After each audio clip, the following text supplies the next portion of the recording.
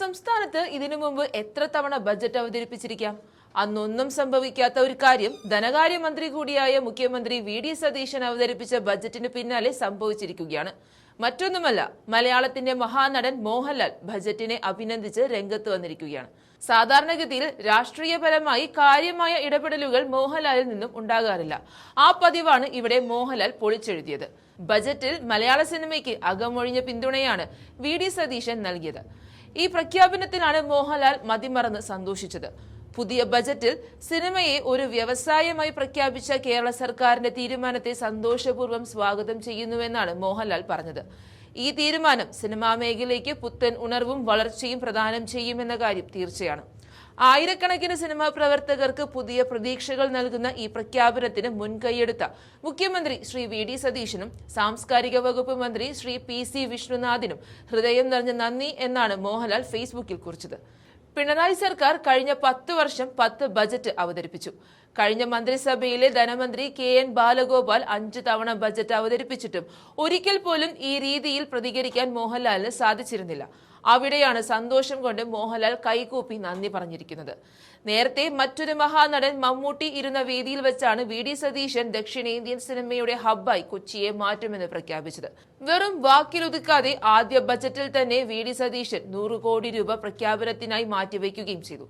UDF സർക്കാരിന്റെ ആദ്യ ബജറ്റിൽ തന്നെ കൊച്ചിയിൽ അത്യാധുനിക സൗകര്യങ്ങളോടെയുള്ള ഫിലിം സിറ്റി സ്ഥാപിക്കാൻ 100 കോടി രൂപ വകയിരുത്തിയിരിക്കുകയാണ് വി.ഡി. സതീശൻ. മലയാള സിനിമയുടെ പിതാവായ ജെ.സി. ഡാനിയലിന്റെ സ്മരണാർത്ഥം J C. Daniel international film city അഥവാ ചിത്രനഗരം പദ്ധതി എന്ന പേരിലാണ് കൊച്ചിയിൽ ഇത് യാഥാർത്ഥ്യമാകുന്നത്. കൊച്ചി പൗരാവലി നൽകിയ സ്വീകരണ ചടങ്ങിലാണ് നേരത്തെ മുഖ്യമന്ത്രി ഈ ദീർഘവീക്ഷണം പങ്കുവച്ചത്.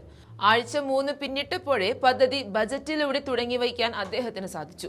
ഹൈദരാബാദ്, ചെന്നൈ തുടങ്ങിയ നഗരങ്ങളുടെ മാതൃകയിൽ എറണാകുളത്തെ മലയാള സിനിമയുടെ ആസ്ഥാന ഹബ്ബാക്കി മാറ്റുന്നതിനുള്ള സമഗ്ര മാസ്റ്റർ പ്ലാൻ 6 മാസത്തിനകം തയ്യാറാക്കുമെന്ന് മുഖ്യമന്ത്രി വ്യക്തമാക്കിയിരുന്നു.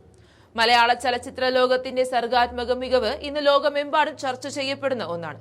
എന്നാൽ സാങ്കേതിക സൗകര്യങ്ങളുടെയും വലിയ പ്രൊഡക്ഷൻ സ്റ്റുഡിയോകളുടെയും അഭാവം മൂലം പോസ്റ്റ് പ്രൊഡക്ഷൻ ജോലികൾക്കായി മലയാള സിനിമയ്ക്ക് ഇപ്പോഴും ചെന്നൈ, ഹൈദരാബാദ് നഗരങ്ങളെ വലിയ തോതിൽ ആശ്രയിക്കേണ്ടി വരുന്നുണ്ട്. ഈ ഒരു പ്രതിസന്ധിക്കുള്ള ശാശ്വത പരിഹാരമാണ് മുഖ്യമന്ത്രി വി.ഡി. സതീശൻ പ്രഖ്യാപിച്ച കൊച്ചി ഫിലിം ഹബ്ബ് പദ്ധതിയും 100 കോടി രൂപയുടെ ബജറ്റ് വകയിരുത്തലും എന്ന് കാണാം. ആ ദൃശ്യങ്ങൾ ഒരിക്കൽ കൂടി പ്രേക്ഷകർക്കായി നൽകുന്നുണ്ട്, കണ്ടുനോക്കാം. മലയാള സിനിമ മേഖലയെ വികസിപ്പിക്കാൻ സർക്കാർ സമഗ്ര പദ്ധതികൾ തയ്യാറാക്കും. ഇതിന്റെ ഭാഗമായി J C. Daniel international film city Chitranagaram കൊച്ചിയിൽ സ്ഥാപിക്കും. സിനിമയ്ക്ക് വ്യവസായ പദവി നൽകൽ, അന്താരാഷ്ട്ര ചലച്ചിത്രോത്സവത്തിനായി സ്ഥിരമായ വേദി സൃഷ്ടിക്കൽ, ആന്റി പൈറസി സെല്ലുകൾ രൂപീകരിക്കൽ, ദേശീയ അന്താരാഷ്ട്ര സിനിമാ നിർമ്മാണത്തെ ആകർഷിക്കുന്നതിന് അനുയോജ്യമായ അന്തരീക്ഷം രൂപപ്പെടുത്തൽ എന്നിവ ഈ പദ്ധതിയിലൂടെ ലക്ഷ്യമിടുന്നു.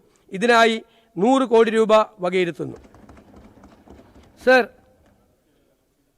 എം.ടി. വാസുദേവൻ നായർ സ്മാരക കൾച്ചറൽ പാർക്ക് ലോകം ഡിജിറ്റൽ സംസ്കാരത്തിൻ്റെ സ്വാധീന വലയത്തിലായതോടെ നമ്മുടെ സാംസ്കാരിക തനിമ ഭീഷണി നേരിടുകയാണ്.